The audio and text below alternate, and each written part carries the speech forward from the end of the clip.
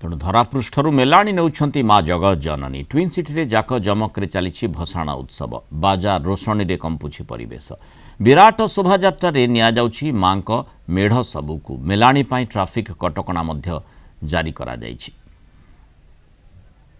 अधिक सूचना देवाई कटक रिपोर्टर देवाशीष पंडा आम सहित सीधासख जोड़ी होती। देवाशीष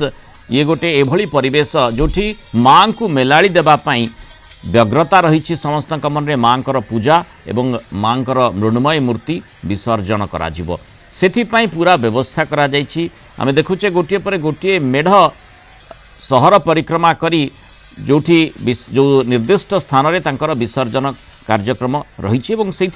व्यापक बंदोबस्त व्यवस्था करा वर्तमान पर्यंत केते श्रृंखलित भाव में सबकि चली केते मेढ़ को विसर्जन सरिलाणी।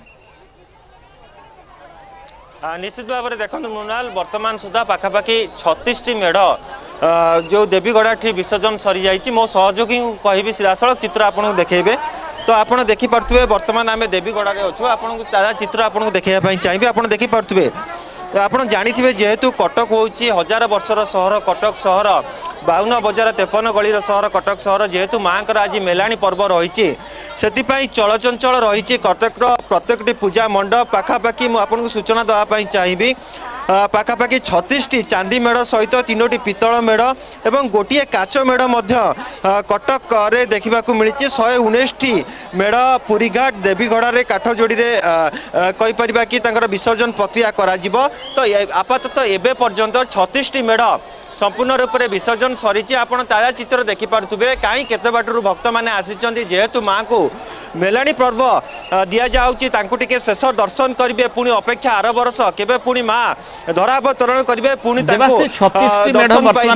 विसर्जन होइछि जो मृण्मय मूर्ति 119 अर्थात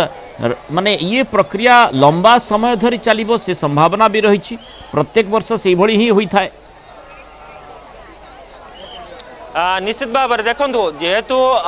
जमती आम विगत दिन में देखीचे कि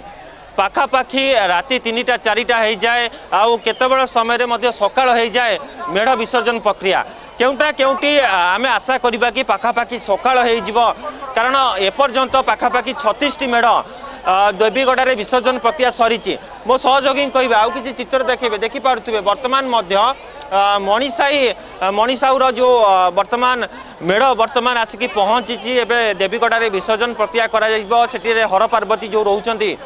मणिसाउ छकर वर्तमान आसुँच हर पार्वती मेढ़ यही भाव में क्रमागत भाव में गोटे पर गोटे मेढ़ देवीगढ़ अभिमुखे होती तो निहाती भाव में आप देखिपे ताजा चित्र जोपरी भाव में कलिंग टीवी माध्यम आम देखु निहाती भाव में अनेक दर्शक आसी जो मैंने भक्त मैंने आसी जेहेतु शेष दर्शन करेंगे माँ को केउटा केउटी भक्त मान मध्य गोटे प्रतिक्रिया नवा। मैडम कौटू आसते? जगतसिंहपुर जिला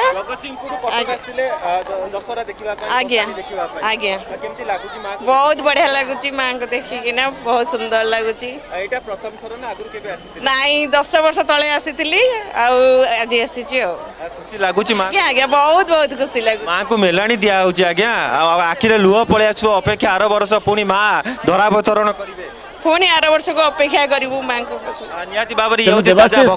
में परिवेश रही जो माँ को मेलाणी दि जाऊँगी जहाँ आप कहते आखिरे लुह आसीज माँ को मेलाणी देवार समय स्वाभाविक भाव में किंतु ये जमती आम देखुचे श्रद्धालु मध्य खूब उत्साह परिलक्षित होती माँ को माने विदाय देवाई से माने आसिछंती किभली भाव में विसर्जन प्रक्रिया जारी रही जमी आप कहते मणिसाहू छकर कटकर से मेढ़ वर्तमान माने जो मृण्मयी मूर्ति विसर्जन होगापाई जाउछि।